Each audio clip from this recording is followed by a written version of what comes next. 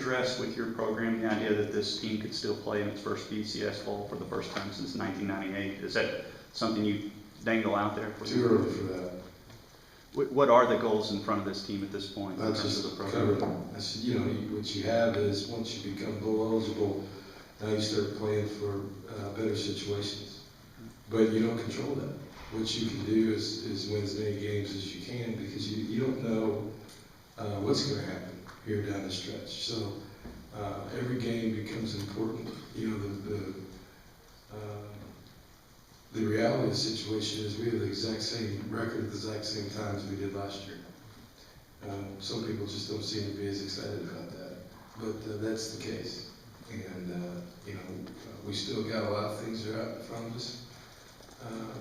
But in order to do that, again, it gets back to 1 week at a time, and you know, you have to keep wanting to put yourself in better situations. Non-conference game. How involved do you like to get with the non-conference schedule? Do you work with Eric on that? And what would you like to see in the future if you're non-conference wise? Yeah, we communicate on scheduling all the time, you know, and unfortunately, it's not as easy as people think. You can't just call somebody up and say, "You want to play?" I think some people think that's how it works. Or, you know, the real complicating factor in this has been the change of leagues and erasing schedules and timing of non-conference schedules. You're in a situation right now where we don't have a conference schedule for, what, 14? 15? Yeah. So whether it's going to be 8, 9, or whatever. So there's contracts involved, and most people down the road, you know, you're scheduling games. Some people as far out as 2020. And a game that looked good in 2007 may not be as good. A game that you thought would be an easier game in 2007 may not be. So, you know, scheduling is always complicated. And it's more complicated right now for us because of the change of leagues and the dates that are available and opponents. So, you know, basically the last 2 years we've had to scramble to get people to play because of the change of leagues and the change of scheduling. I look for that to settle down a little bit, and you know, you've seen some announcements over the last couple of months about future schedules. So, yeah, and there's communication with that, but you know, certainly the last 2 years, we've had to really. There's a very limited number of people that were available to play, and I think you saw that happen with us and with Missouri. I think you saw that happen with a couple teams from the Big 12.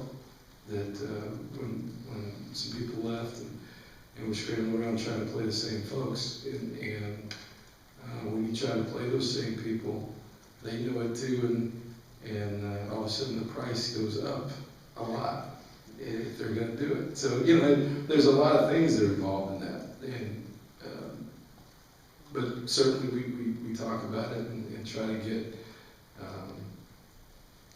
you know, as quality an opponent as we can get. And I think the thing that's different about the SEC that people aren't used to is there's non-conference opponents, you know, late in the year. And we're no different than any other team in that respect. Which is probably a lot different. It's a little bit different than what we're used to. I was used to in maybe the Big 12 and certainly the Big 10, and where your non-conference opponents are really at the beginning of the year, and then you settle in the league play. So this league has been like that, you know, for years. I don't know that that's going to change. We'll see when the new schedules come out. So. How proud are you of him in terms of what he did in his first game, and now he's the starter of the Texans? You know, I think I was on record saying, you know, I thought he was going to do well. You know, he's a guy that has always worked at the game. I think it's just an unbelievable story. You know, he tears up a knee, gets his 6th year. You know, there's a reason why he's an all-time leader in the history of college football. Passing yardage, and you know, he's a coach's kid who is just a tremendous player and really a coach on the field. And you know, you look back at the last really 3 years of his life to 3.5 to have that knee injury, not be ruled eligible until January. And basically have to figure out what you're going to do. January, they give him the opportunity, go through, have the 6th year that he had, and then not be drafted, become an undrafted free agent, go to the Texans, go through the practice squad for a whole year. And really last Saturday was the first time, I think people understand, you know, he hadn't dressed for a regular season game. And to go from not even dressing for a regular season game to starting in the NFL against the #1 defense in the league is a pretty serious matter on the road at Arrowhead Stadium. So who had just set a record for noise the week before. So other than that, it wasn't that big a deal. So, and the way he handled it, I wasn't very surprised. I think, you know, talking with his dad, you know, his dad was more worried about it than he was, but his dad would never say that. And you know, the way he came out and played early, to me, that didn't shock me, because that's the kind of person he is. And I look for him to continue to, you know, gain confidence, and the team gain confidence in him. You know, I saw yesterday, I think he's going to start again this week.